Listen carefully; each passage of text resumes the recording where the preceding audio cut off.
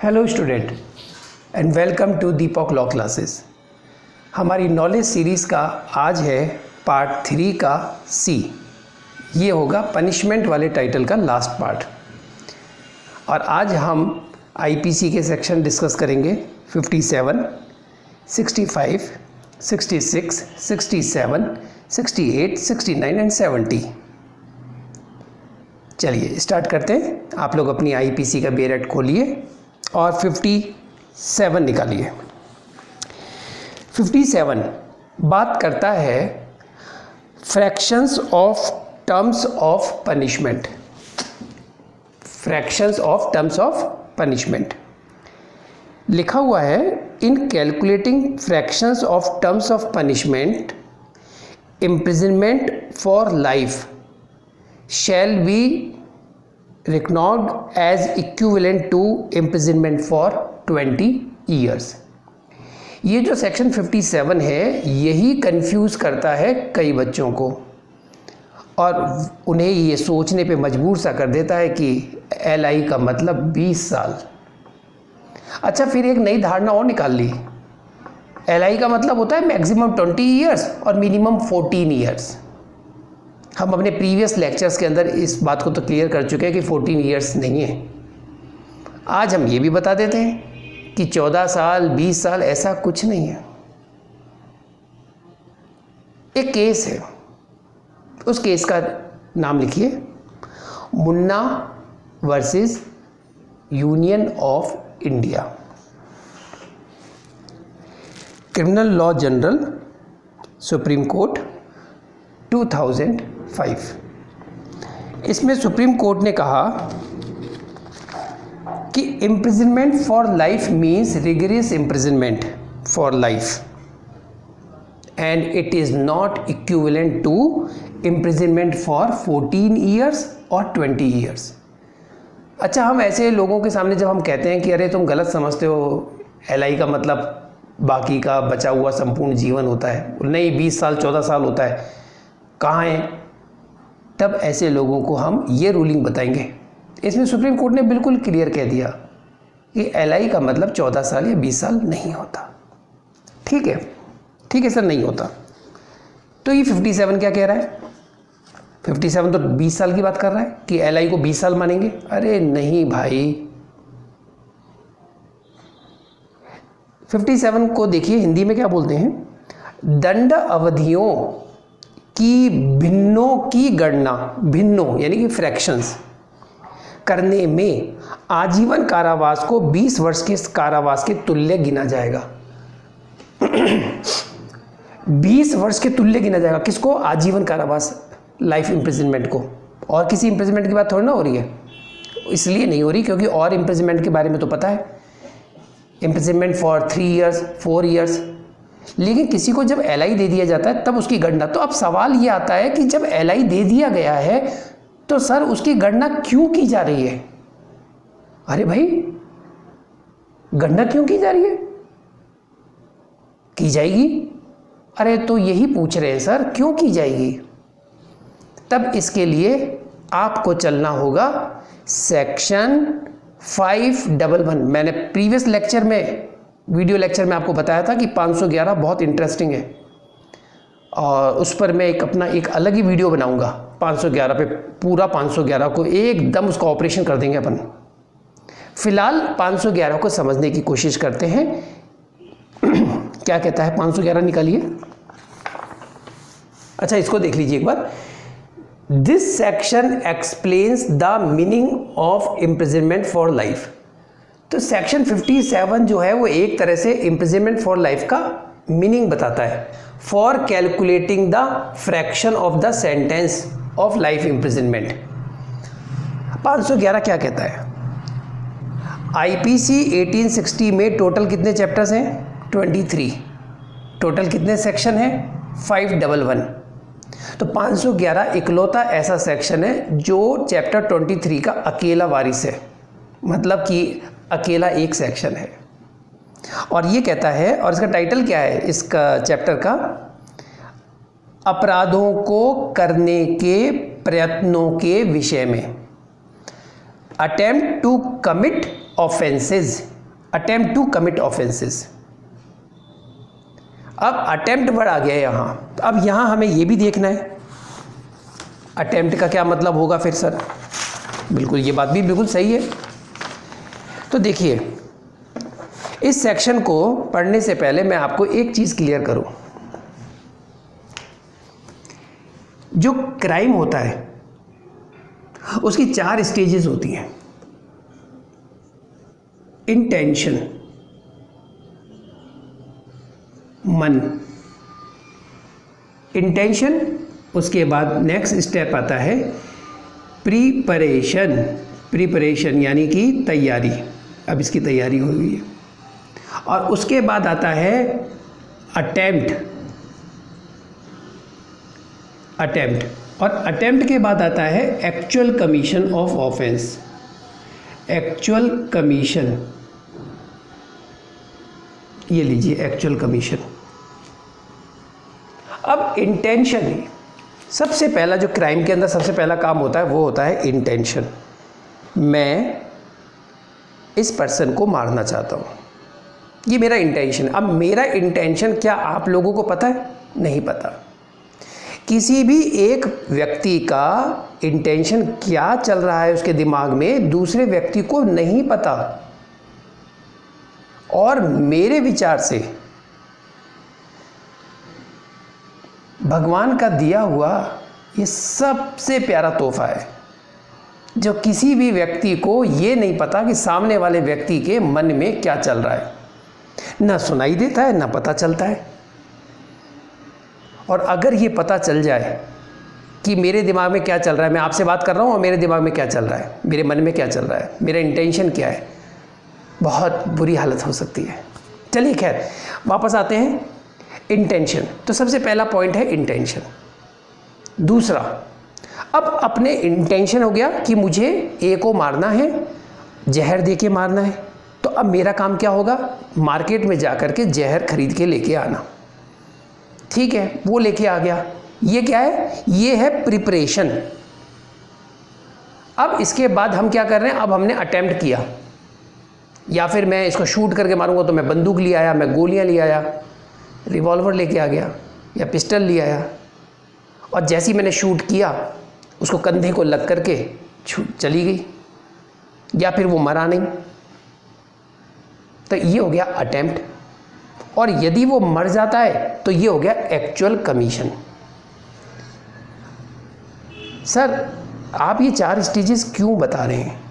क्योंकि इन 4 स्टेजेस से ही कहानी निकल के आएगी 511 की। इंटेंशन पनिशेबल नहीं है जनरली, हमारा प्रिपरेशन भी पनिशेबल नहीं होता, लेकिन प्रिपरेशन हमारे कुछ एक्सेप्शन है जहां प्रिपरेशन को पनिशेबल बनाया गया है। वो क्या है? जैसे इसको हम देखें 122, 126, 257, 242, 243, 259, 266, 399 और 223 से 235। ये वो सेक्शंस हैं जहां किसी अपराध की तैयारी करना मात्र अपराध है, पनिशेबल है। तो अभी हम बात कर रहे थे कि जनरली इंटेंशन और प्रिपरेशन आर नॉट पनिशेबल। अब हम आगे चलते हैं। आगे चलते हैं मतलब कि एक स्टेप आगे की ओर बढ़ते हैं। अब उसका इंटेंशन लिया आया कि मुझे मारना है, प्रिपरेशन कर ली उसने, अब वो क्या करने जा रहा है? Attempt. If such step is success then actual commission भी कमिट। और ये जो एक्चुअल कमीशन हुआ है तब इसके लिए पनिशमेंट उसको मिल जाएगा। लेकिन बात तो ये आती है कि यदि उससे एक्चुअल कमीशन नहीं हुआ तो क्या होगा? बिल्कुल सिंपल सा आंसर सोच रहे हैं इस समय हमारे स्टूडेंट्स। सर एक्चुअल कमीशन नहीं हुआ तो अटेम्प्ट होगा, और अटेम्प्ट होगा तो उसका अटेम्प्ट का पनिशमेंट लगेगा। अटेम्प्ट का जो पनिशमेंट दिया हुआ है वो उसके ऊपर लग जाएगा। अब मेरा क्वेश्चन ये है कि क्या जो भी ऑफेंस है उसका अटेम्प्ट भी एक ऑफेंस आईपीसी में दिया हुआ है? नहीं सर, हम समझे नहीं क्या कहना चाहते हो। मैं ये कहना चाहता हूं कि मान लीजिए वो उसका मर्डर करना चाहता था और वो कर नहीं पाया, तो हो गया अटेम्प्ट। तो क्या होगा सर? अगर एक्चुअल कमीशन हो जाता तो वो पनिशेबल होता 302 में, चूंकि मर्डर हो नहीं पाया, अटेम्प्ट लगेगा, तो सर इसका लगेगा 307, इसके ऊपर लगेगा अटेम्प्ट टू मर्डर 307। तो मैंने कहा उसका पनिशमेंट कहाँ मिलेगा? 307 में मिलेगा उसका पनिशमेंट। बिल्कुल ठीक है, यहाँ पे अभी कोई प्रॉब्लम नहीं है। लेकिन प्रॉब्लम या बात तो तब आती है ना जब ऑफेंस कमिट नहीं हुआ और उसका अटेम्प्ट हो गया पर वो पनिशेबल कहीं है ही नहीं। ऐसा कोई प्रोविज़न इंडियन पिनल कोड में दिया हुआ ही नहीं है। मर्डर नहीं हुआ तो अटेम्प्ट टू मर्डर है, 307 दे रखा है, तब तो कोई प्रॉब्लम नहीं है। यानी कि सेपरेट अटेम्प्ट का कोई प्रोविज़न आईपीसी में जब नहीं दिया होता है किसी ऑफेंस का और उस ऑफेंस का अटेम्प्ट हो जाता है, तब ऐसी सिचुएशन में सेक्शन 511 काम आता है। एग्जाम्पल देके समझाते हैं, बहुत प्यारा सा एग्जाम्पल, एक बहुत छोटा सा एग्जाम्पल समझ लीजिए। जैसे चोरी, थेफ्ट 378 में डिफाइन है, हटाइए इसको, 379 में वो पनिशेबल है। तो जब किसी भी एक्यूज्ड के ऊपर थेफ्ट का आरोप लगाया जाता है या एफआईआर कटती है जब कभी चोरी में, तो इस तरह से कटती है, ऑफेंस अंडर सेक्शन 379। तो 379 मतलब चोरी, ऐसे बोला जाता है। और यदि उसने चोरी का प्रयत्न किया है, अटेम्प्ट टू थेफ्ट, तब कौन सा सेक्शन लगेगा? आईपीसी में अटेम्प्ट टू थेफ्ट का जो दे रखा है वो लग जाएगा। लेकिन नहीं दिया हुआ है कोई। When no any specific offence of any attempt be given under the IPC, then the section 511 be used. तब लिखा जाएगा 379/511, तब ये लिखा जाएगा। तो जब कभी किसी मेन ऑफेंस के साथ ऑब्लिक करके 511 लिखा हुआ हो तो समझ लीजिएगा कि अटेम्प्ट की बात हो रही है। तो 511 के अंदर अटेम्प्ट वाली बात बोली गई है। अब 511 की लैंग्वेज को देखते हैं कि 511 का 57 से क्या लेना देना हो रहा है। 57 नहीं, उसका तो सभी से लेना देना है 511 का तो। लेकिन 57 को बताते वक्त मैं 511 क्यों लेके आ रहा हूं, अभी आपको वो पता चलेगा। तो 511 पढ़ते हैं। whoever मीन्स जो कोई, attempts to commit an offence punishable by this code. ठीक है, किसी का ऐसा अटेम्प्ट करता है तो पनिशेबल है विद इम्प्रिजनमेंट फॉर लाइफ, जिसकी सजा कितनी है? आजीवन कारावास। जो कोई इस संहिता द्वारा, संहिता कोड, आजीवन कारावास से या कारावास से दंडनीय अपराध करने का और इम्प्रिजनमेंट और to cause such an offence to be committed and in such attempt does any act towards the commission of the offense, या ऐसा अपराध कारित किए जाने का प्रयत्न करेगा और ऐसे प्रयत्न में अपराध करने की दिशा में कोई कार्य करेगा, जहां की ऐसे प्रयत्न के दंड के लिए कोई अभिव्यक्त उपबंध इस संहिता द्वारा नहीं किया गया है। यह बहुत इंपॉर्टेंट लाइन है। Where no express provision is made by this code for the punishment of such attempt. यानी कि आईपीसी के अंदर उस ऑफेंस के अटेम्प्ट का कोई एक्सप्रेस प्रोविजन नहीं दिया हुआ है। तो अटेम्प्ट टू मर्डर नहीं, अटेम्प्ट टू मर्डर का तो एक्सप्रेस प्रोविजन दिया हुआ है 307। ये तो उनकी बात कर रहा है जिनके अटेम्प्ट का कोई स्पेसिफिक प्रोविजन दिया हुआ नहीं है। तो क्या होगा, तो उसको कितनी सजा मिलेगी, यहां पे आ रही है उसकी सजा का गणना, उसकी सजा की भिन्ने, उसकी सजा के फ्रैक्शन के बारे में बात आ रही है।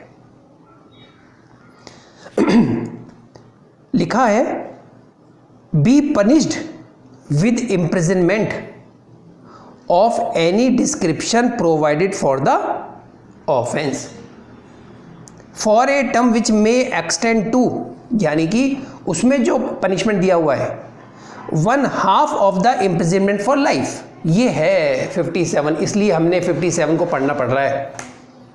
क्या कहता है हिंदी में, जो यथा स्थिति आजीवन कारावास से आधे तक की। तो आजीवन कारावास से आधे 1/2 of the imprisonment for life.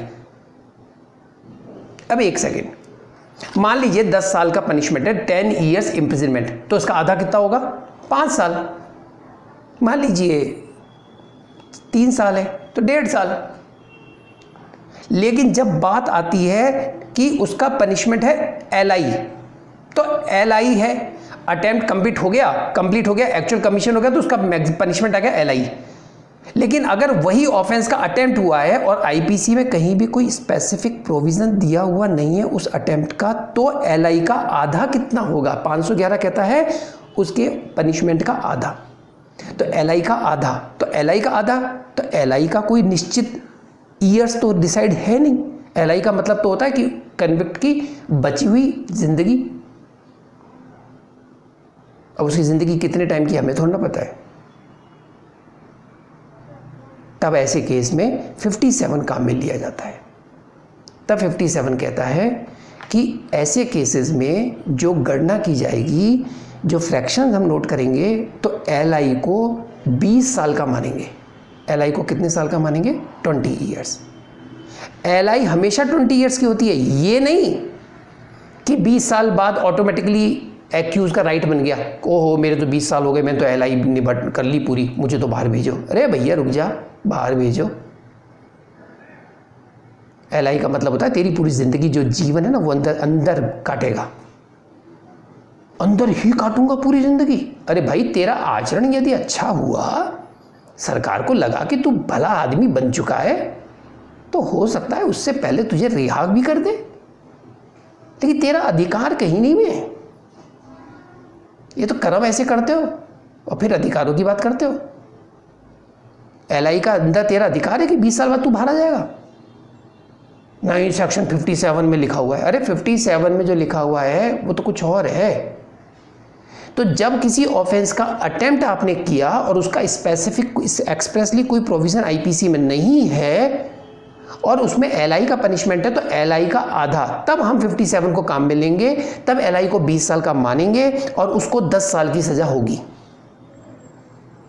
As the case may be 1/2 of the longest term of imprisonment provided for that offence, या उस अपराध के लिए उपबंधित दीर्घतम अवधि के आधे तक की हो सकेगी। दीर्घतम, या ऐसे जुर्माने से जो उस अपराध के लिए उपबंधित है या दोनों से दंडित किया जाएगा। ये है हमारा 511। और 511 का एक बार हम इसका इलिस्ट्रेशन देख लें। इसमें बताया है कि A makes an attempt to steal some jewellery. वो एक बॉक्स के अंदर ज्वेलरी होती है, वो उसको तोड़ता है और देखता है तो वो खाली निकलता है। तो चोरी तो कर नहीं पाया, क्योंकि चोरी की डेफिनेशन के अंदर 5 चीज़ें आती हैं। वो मेरा वीडियो ऑलरेडी बना हुआ है थेफ्ट के ऊपर, बहुत अच्छे से समझाया हुआ है, आप देखिएगा। तो यहाँ पर क्या हो रहा है कि वो चीज़ क्या लेके जाए, कुछ भी लेके नहीं जा रहा। हाँ, उसका अटेम्प्ट हो गया तो उसको सज़ा तो मिलेगी। उसको पकड़ लिया, अरे मैंने कोई चोरी नहीं करी, कुछ है ही नहीं इस बॉक्स में, तो कुछ है ही नहीं, खाली पड़ा है, मैं क्या चोरी करूँगा।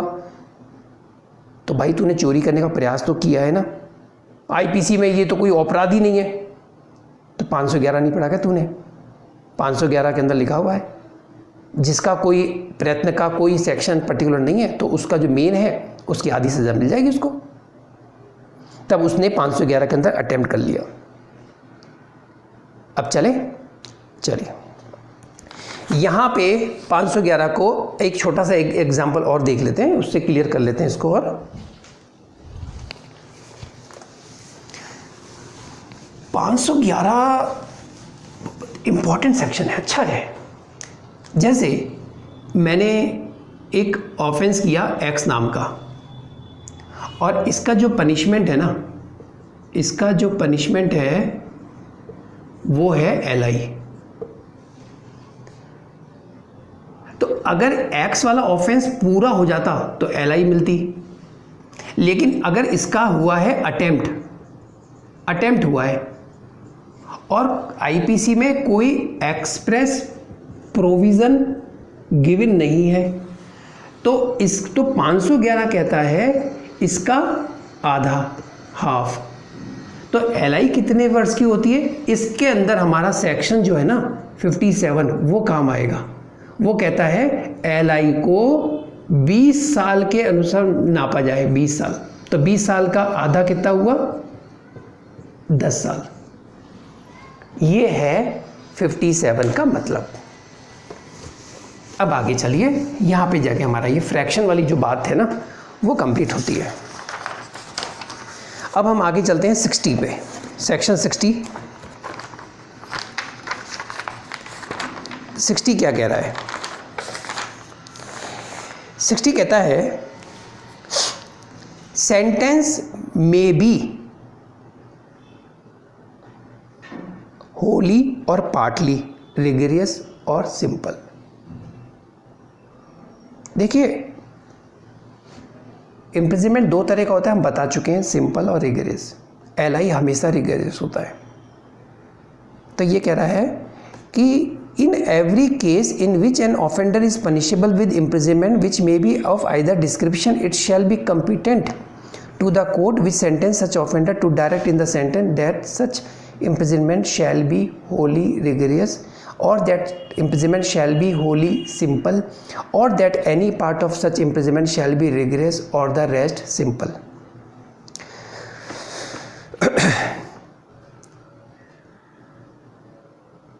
देखिए दोबारा से लैंग्वेज को देखिएगा। इन every case in which N offender is punishable with imprisonment, punishable with imprisonment, punishable with life imprisonment लिखा हुआ नहीं है। 60 को ध्यान से देखिए, पनिशेबल विद इम्प्रिजनमेंट। तो इम्प्रिजनमेंट सिंपल या रिगरियस। तो जब मेंशन हो सिंपल तब तो हम सिंपल देंगे, रिगरियस तो हम रिगरियस देंगे। लेकिन जब आइदर डिस्क्रिप्शन लिखा हो तब कोर्ट की डिस्क्रिप्शन होती है कि वो उसको सिंपल दे या रिगरियस दे, या कुछ पार्ट सिंपल कर दे और कुछ पार्ट कठोर कारावास भुगते। ये किसकी ऊपर होती है? कोर्ट के ऊपर। तो 60 हमारा तो केवल इतनी सी बात कहता है। लाइफ इम्प्रिजनमेंट की बात उसने इसलिए नहीं बोली क्योंकि life imprisonment always is rigorous imprisonment होता है। 63 पे चलिए, अमाउंट ऑफ फाइन। ये बात भी हम अपने प्रीवियस लेक्चर के अंदर आपको बता चुके हैं अमाउंट ऑफ फाइन के बारे में, कि पनिशमेंट्स के अंदर ये लिखा रहता है 3 ईयर इम्प्रिजनमेंट एंड फाइन या और फाइन, लेकिन मेंशन नहीं है कि फ़ाइन कितना। तब ऐसे केस में फ़ाइन 63 कहता है unlimited but not excessive. Previous video lecture में इसी नॉलेज सीरीज़ की अंदर हम इस चीज़ को समझा चुके हैं कि वो कौन कौन से कारण होते हैं, फैक्टर्स होते हैं जो कोर्ट डिसाइड करता है कि इसको पनिशमेंट फ़ाइन कितना इम्पोज किया जाए इसके ऊपर, वो हम कर चुके हैं। आज तो हम कुछ और बात करेंगे। आज तो हम ये जानेंगे कि जो फ़ाइन लगाया जाता है वो फ़ाइन जाता कहाँ है, किसके पास जाता है वो फ़ाइन जो एक्यूज़ पे हम लोग फ़ाइन लगाते हैं। Where the imposed fine goes, the amount of fine goes in the hands of state, सरकार के पास। जब तक कि unless the court direct its payment in part or full to the victim. जब तक कि कोर्ट ये निर्देश न दे कि फाइन जो हम इसके ऊपर लगा रहे हैं उसका इतना विक्टिम को दिया जाए, विक्टिम के पास चला जाए। अब ये वाली बात कहाँ है? इसका ये जो बात है ये चलता है आपका CRPC के 357 में, 357 CRPC में। वहां पे ये बात कहता है टू पे द कंपनसेशन। उसको हम अलग ही पढ़ेंगे क्योंकि वहां पे विक्टिम कंपनसेशन स्कीम की भी बात आती है, एग्ज़ाम के पॉइंट ऑफ व्यू से इम्पॉर्टेंट है। उस पर एक अलग ही वीडियो बनाएंगे। क्यों? क्योंकि वो बहुत प्यारा सेक्शन है। उसके अंदर आपको बताएंगे कि सेंट्रल गवर्नमेंट, स्टेट गवर्नमेंट ऐसे मिलकर के एक स्कीम बनाती है, फिर उस स्कीम से पैसा विक्टिम के पास कैसे जाएगा, उसका प्रोसीजर क्या है, ट्रायल कोर्ट रिकमेंडेशन करती है, और उस वक्त क्या होगा जब ऑफेंस करने वाला पता ही नहीं पड़ रहा। ये तो मालूम है विक्टिम ही है, लेकिन ऑफेंस किसने किया वो पकड़ में नहीं आया, तो उसको खर्चा पानी कौन देगा? ये सब बातें हम इस पर एक अलग वीडियो बनाएंगे, मज़ेदार, जिसमें शानदार इसमें इंफॉर्मेशन आपको मिलेंगी। चलिए फ़िलहाल चलते हैं आगे। अब बच्चों के दिमाग में एक क्वेश्चन आता है कि सर ऐसा भी कोई है क्या सेक्शन IPC के अंदर जहां फाइन का पैसा डायरेक्ट विक्टिम को मिले? जी हाँ, ऐसा सेक्शन है। तो वो सेक्शन है आपका 326D, acid attack. Acid attack 376, 376D,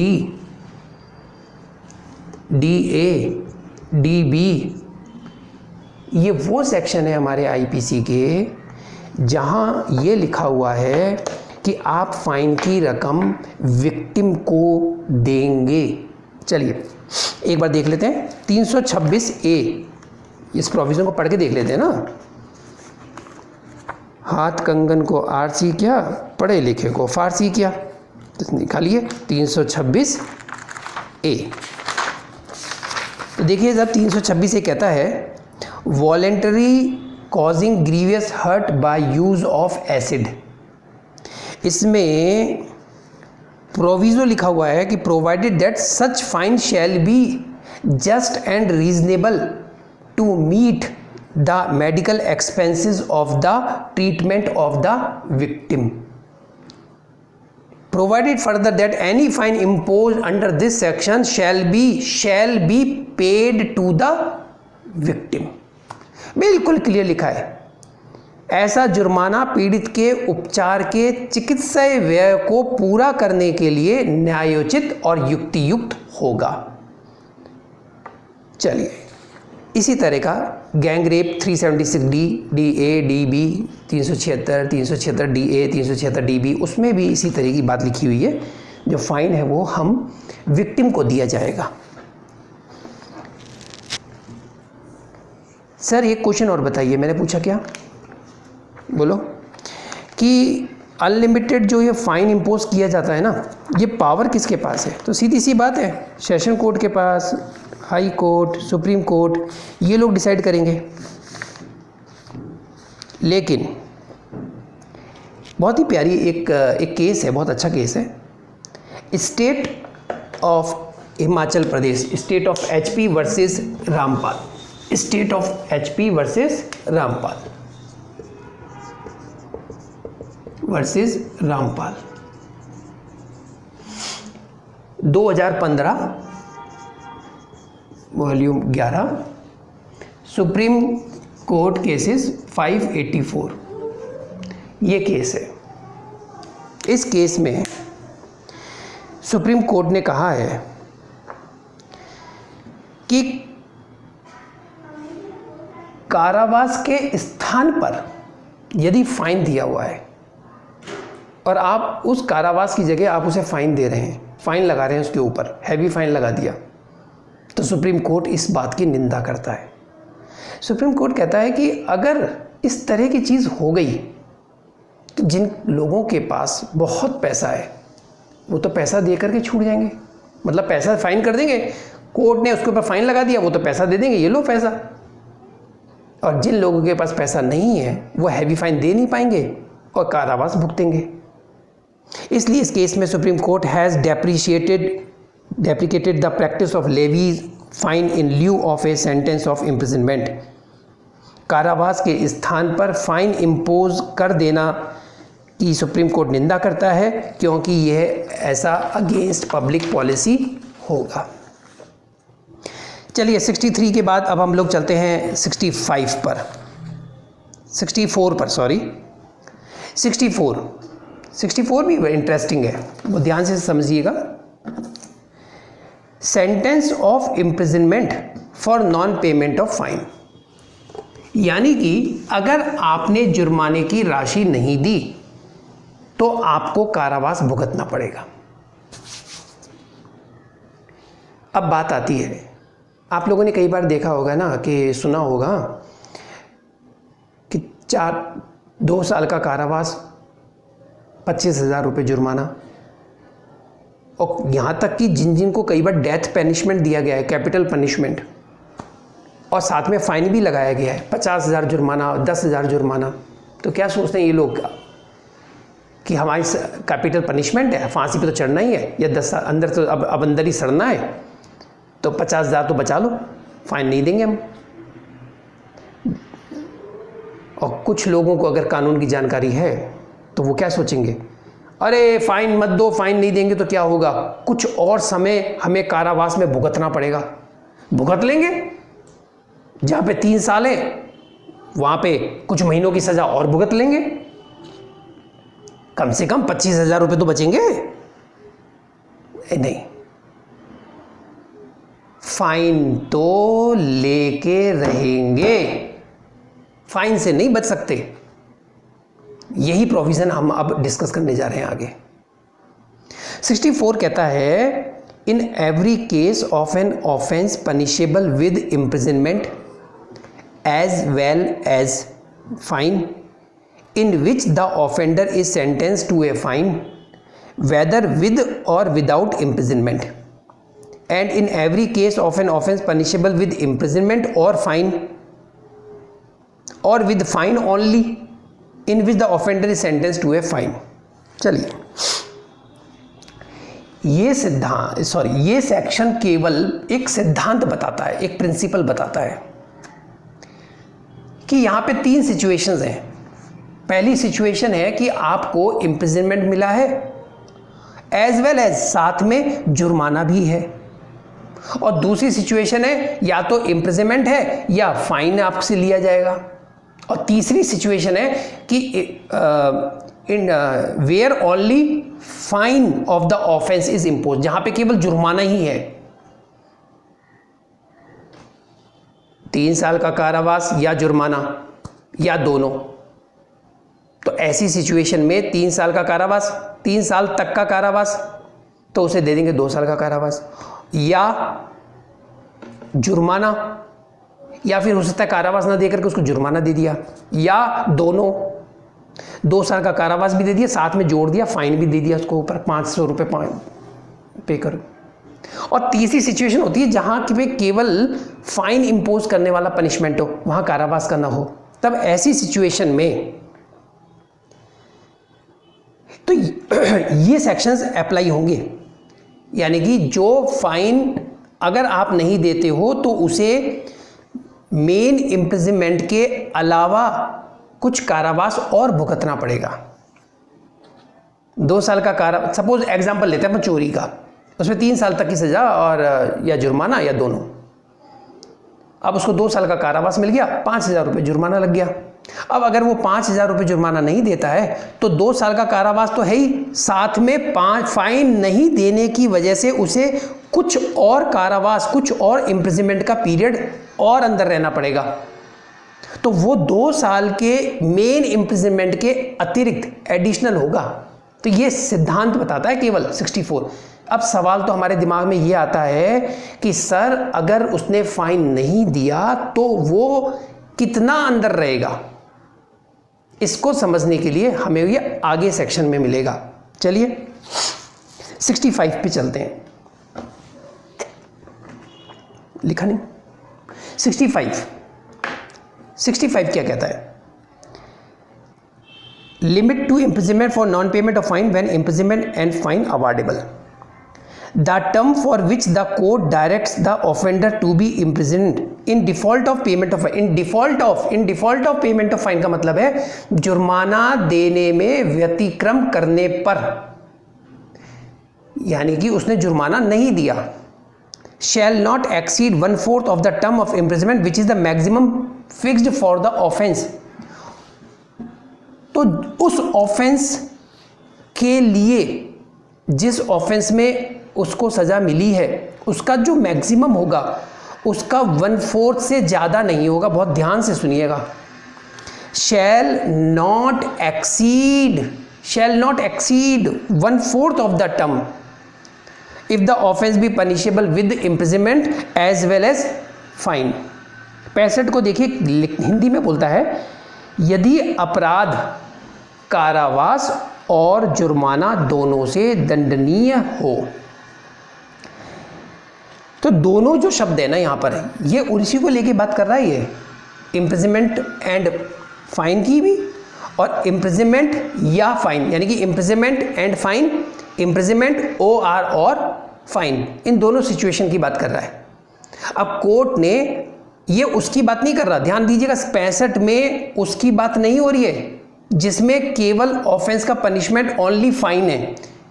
तो यहाँ पे बात आ गई, number 1 imprisonment as well as fine, number 2 imprisonment और फाइन, और तीसरी बात आती है ओनली फाइन।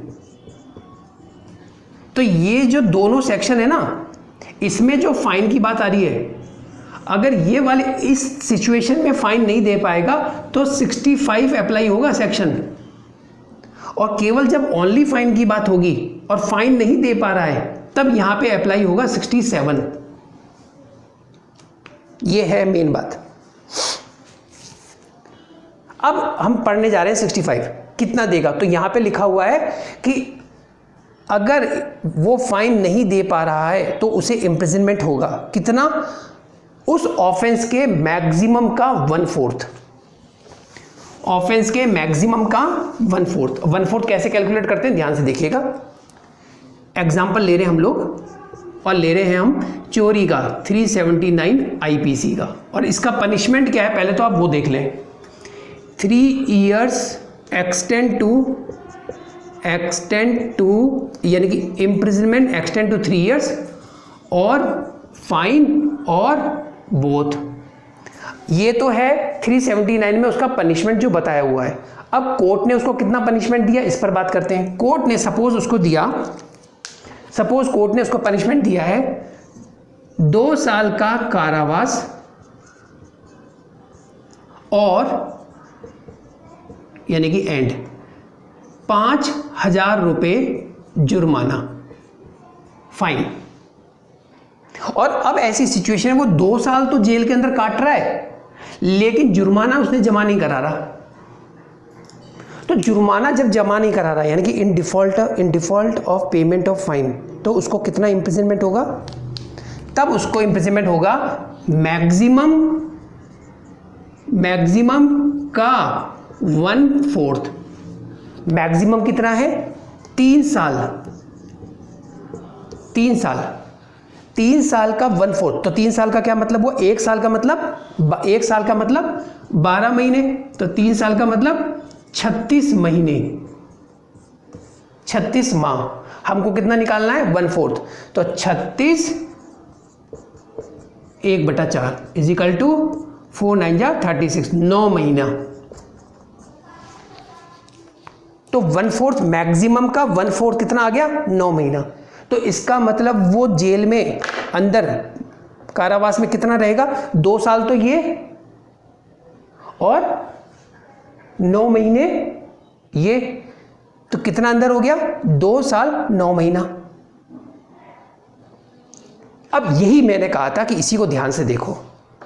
65 में लिखा हुआ है शैल नॉट एक्सीड 1/4, यानी कि 9 महीने से ज्यादा नहीं।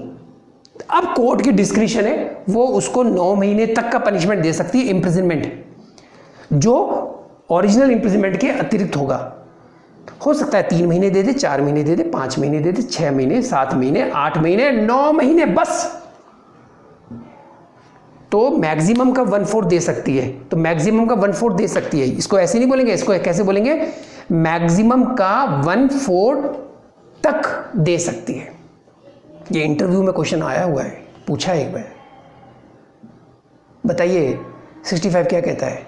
बोला मैक्सिमम का 1/4 दे सकते हैं। एग्जाम्पल देके बताओ, चोरी का एग्जाम्पल देके बताओ। दे दिया, उसको 9 महीने की सज़ा देंगे। 9 महीने की सज़ा देंगे नहीं, 9 महीने तक की सज़ा दी जा सकती है। ये है इंपॉर्टेंट। 65 हो गया बच्चों। नाउ 66 पे अब हम लोग चलते हैं।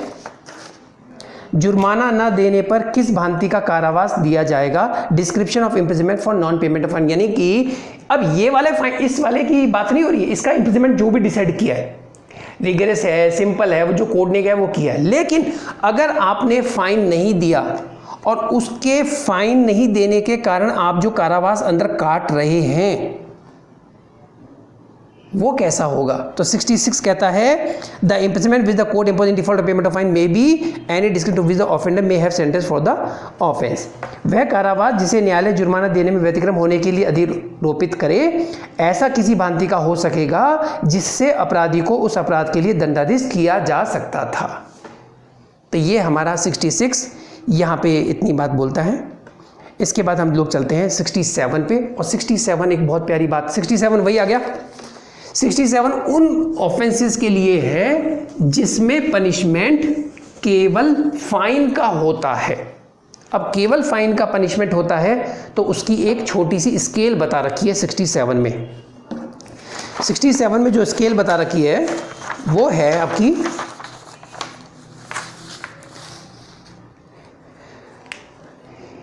अगर आपके ऊपर फाइन लगा है 50 रुपये तक, अप टू 50 रुपीज़, तो आपको जो इम्प्रिजनमेंट है वो मिलेगा 2 मंथ तक का।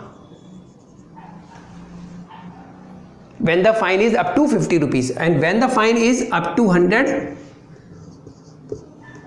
तो आपका पनिशमेंट हो जाएगा 4 महीने का कारावास, और 100 रुपये से ज़्यादा का हो तो 6 महीने का कारावास। मान लीजिए आपने कोई ऑफेंस किया और उसमें आपके ऊपर फाइन लगा है 70 रुपये, 70 रुपीज़। इसका मतलब 50 से ऊपर है, 100 रुपये के नीचे है, तो 4 महीने का आपके ऊपर कारावास हो जाएगा। 100 रुपये का फाइन लगा आपके ऊपर और आपने 100 रुपये नहीं दिए, फाइन नहीं दे रहे हो, तो आपको कितने टाइम के लिए अंदर भेज देंगे? 4 महीने के लिए। सर मैं तो 100 रुपये नहीं दूंगा, 4 महीने की सज़ा काट के आ जाऊंगा। ऐसा नहीं है, 100 रुपये तो देने पड़ेंगे, सरकार है ये, ऐसे ही नहीं बना कानून। अंदर सज़ा काट के आ गए, वाह। यानी कि 100 रुपये से ऊपर तो 6 महीने की है। आपने कहीं 2 लाख रुपए का घपला कर लिया, मान लो 2 लाख रुपए का कुछ ऐसा हेरा फेरी करी है जिसमें सपोज ऐसा ऑफेंस किया जिसके अंदर आपको ऊपर जो फाइन लगाया जा रहा है, मान लीजिए केवल फाइन की बात आ रही है और उसमें फ़ाइन लगा दिया मान लीजिए 1 लाख रुपए, तो 6 महीने आप अंदर काट के बाहर आ जाओगे। वाह भाई वाह। बल्कि आपसे ये वाला पैसा ना फाइन का जो आप नहीं दे पा रहे हो वो तो सरकार वसूल करके रहेगी। चलिए अब आगे चलते हैं। 67 की बात हो गई। 68 imprisonment to terminate on payment of fine. The imprisonment which is imposed in default of payment of fine shall be terminated whenever it is either paid or levied by process of law. कि जुर्माना देने पर कारावास का पर्यवसान कब होगा, कब terminate होगा? जब आप पेमेंट कर दो या फिर आपसे फाइन वसूल कर लिया जाए, तो आपका जो ये कारावास है वो खत्म हो जाएगा। आप पेमेंट कर दो, आप खत्म। अब 68 के बाद 69 कहता है जुर्माने के आनुपातिक भाग के दे दिए जाने की दशा में कारावास का पर्यावसान, termination of imprisonment on payment of proportional part of fine, यानी कि फाइन का कुछ भाग यदि आपने पे कर दिया तो आप बाहर कब छोड़ेंगे। इसको 69 का एक एग्जाम्पल है, जो इलिस्ट्रेशन है ना वो बहुत अच्छे से समझा रहा है इस बात को, उसको हम समझ लेते हैं। 69 का इलिस्ट्रेशन कहता है A is sentence to fine of 100 rupees and to 4 month imprisonment in default of fine. एक 100 रुपये की बात आ रही है, 100 रुपये का डिफॉल्ट कर दिया और उसको 4 महीने का इम्प्रिजनमेंट दे दिया गया है, ठीक है। Here if 75 rupees of the fine be paid और levied before the expiry of 1 month of the imprisonment, यानी कि 1 महीना, 2 महीना, 3 महीना, 4 महीना। अब कह रहा है here if 75 rupees of the fine be paid और levied before the expiration 1 month, 1 महीने के पूरा होने से पहले या तो उसने 75 रुपये दे दिए या 75 रुपये की वसूली कर ली गई है, तो क्या होगा। लिखा है A will be discharge as soon as the first month has expired. जैसे ही 1 महीना पूरा हो जाएगा, जैसे ही 1 महीना पूरा हो जाएगा उसे छोड़ देंगे। 1 महीना तो उसको काटना पड़ेगा, 75 रुपये तो दिए, 100 रुपये तो नहीं दिए। आगे लिखा हुआ है इफ 75 रुपीज बी पेड और levied at the time of expiration of the first month और एट एनी लेटर टाइम, 1 महीना गुजर जाने के बाद कभी 75 रुपये मिल गए, तब क्या होगा। अगर 75 रुपये दे दिए या उसे ले लिए गए हैं, वसूल कर लिए गए हैं, तो 1 महीना गुजर चुका है तो उसको तुरंत डिस्चार्ज कर देंगे। आगे लिखा है, तो ये था 100 रुपये के बारे में। आगे लिखा है if 50 rupees of the fine be paid और levied before the expiration 2 month of the imprisonment, अगर 2 महीने के कारावास को भुगतने से पहले वो 50 रुपये दे देता है तो 2 महीने का जब कारावास पूरा हो जाएगा ना तब उसको छोड़ देंगे। और यदि 2 महीने के बाद देता है 50 रुपये, तो जैसे ही 50 रुपये दिए या वसूल हो गए उसको तुरंत छोड़ देंगे। ये है आपका 69 जो ये बात कह रहा है। खत्म 69, छोटी सी कैलकुलेशंस वाले थे। लास्ट सेक्शन 70, लास्ट सेक्शन पे हम बात करते हैं 70 पे, और 70 कहता है fine leviable within 6 year और during imprisonment death not to discharge property from liability. बिल्कुल क्लियर कर दिया 70 ने, किसी भी प्रिजनर की डेथ हो जाने पर वो जुर्माने से बच नहीं सकता। उसकी जो भी प्रॉपर्टी होगी ना उसको बेच करके कैसे भी करके सरकार जुर्माना वसूल करेगी। तो इसको पढ़ लेते हैं एक बार। द फाइन और any part thereof which remains unpaid may be levied at any time within 6 years, within 6 years, 6 साल के अंदर अंदर, after the passing of the sentence, sentence pass हो गया उसके 6 साल के अंदर अंदर हम उससे पैसा वसूल करेंगे। और यदि किसी को इम्प्रिजनमेंट 6 साल से ज़्यादा का मिला है, सपोज किसी को इम्प्रिजनमेंट मिला है 10 साल, तब उसके ऊपर जो फाइन लगाया हुआ है वो फाइन वसूल करने का भी, अगर उसने पे नहीं किया तो हम उसको वसूल करेंगे, उसके 10 साल है ना, तो जितने टाइम तक वो अंदर है ना, उसका टाइम पीरियड है सजा का, उसके दौरान। लेकिन अब बात आती है कि यदि वो पहले डिस्चार्ज हो गया, ख़त्म हो गया उसका टाइम पीरियड, उसको अंदर ही रखा हुआ है, फ़ाइन तो मिला नहीं, वो कह रहा है साहब मैंने तो जो फ़ाइन नहीं देने के लिए ऊपर जो सज़ा होती है मैंने तो वो भी काट ली। थोड़ी देर पहले एग्जांपल दिखाया था हमने, 2 साल तो वो हो गए और 9 महीने वो होते हैं चोरी के, उसमें ना फ़ाइन नहीं दिया तो 9 महीने में तो वो भी काट ली, अब मुझे बाहर आने दो। 6 साल का आपको तो कुछ है ही नहीं, 6 साल तक अंदर ले लेंगे, वसूल कर लेंगे। तो यहाँ पे ये बताया गया है कि 68 और 69 जो है ना वो इंडिपेंडेंट सेक्शन है, 70 का प्रभाव नहीं है। सेक्शन 70 जो ये कहता है within 6 years after the passing of the sentence and if under the sentence the offender be liable to imprisonment for a longer period than 6 years then at any time previous to the expiration of that period and the death of the offender does not discharge from the liability वो उसको liability से ख़त्म नहीं होगा, हम उसे वसूल करेंगे। तो इसमें एक बार हम इसको देखें, बिल्कुल क्लियर लिखा हुआ है, द फाइन और any part thereof which remains unpaid. ये 70 हम लोग इसमें चलें, may be levied at any time within 6 year after the passing of the sentence. ठीक है, जुर्माना या उसका भाग जो चुकाया ना गया हो दंडादेश के दिए जाने के बाद 6 वर्ष के भीतर किसी भी समय उससे वसूल कर लिया जाएगा। अब Mehtab Singh versus state, Mehtab Singh versus state 1980 Supreme Court cases, इसमें बताया गया है कि 6 साल का जो टाइम पीरियड है उसमें ये नहीं है कि 6 साल बीत गए अब तो आप ले ही नहीं सकते। उसमें मतलब इसका मतलब ये है कि fine recovering proceeding must start with in 6 years. उन 6 साल के पीरियड के अंदर उससे फाइन रिकवर करने की जो प्रोसीडिंग है ना वो शुरू हो गई। ये है इसका इंटरप्रिटेशन। 6 साल के अंदर अंदर, बस 6 साल के अंदर अंदर वसूल कर लेना है। प्रोसीडिंग स्टार्ट कर दी है आपने विद इन 6 ईयर्स। ये मेहताब सिंह वर्सेस स्टेट के अंदर सुप्रीम कोर्ट ने क्लियर किया और कहा भैया 68 और 69 जो आईपीसी है ना वो इंडिपेंडेंट है, 70 अलग है। तो बच्चों, मित्रों, ये था नॉलेज सीरीज़ का पहला टाइटल, पनिशमेंट के सारे पार्ट आज हमारे कंप्लीट होते हैं और उम्मीद करता हूँ आपको अच्छे से समझ में आए होंगे। आपको पढ़ना भी चाहिए। एक बात और बता दूं, सेक्शन 69 जो है ना, termination of imprisonment on payment of proportional और फाइन, ये जो है ना बात की, उससे या तो वो पे कर दे या उससे वसूल कर लिया जाएगा। तो वसूल करने का जो प्रोसीजर है ना वो CRPC के सेक्शन 421 से 424 तक दिए हुए हैं CRPC के अंदर कि कैसे वसूल किया जाता है। तो ये थे आज की हमारी क्लास, जो नॉलेज सीरीज़ का पार्ट 3 का C कंप्लीट होता है।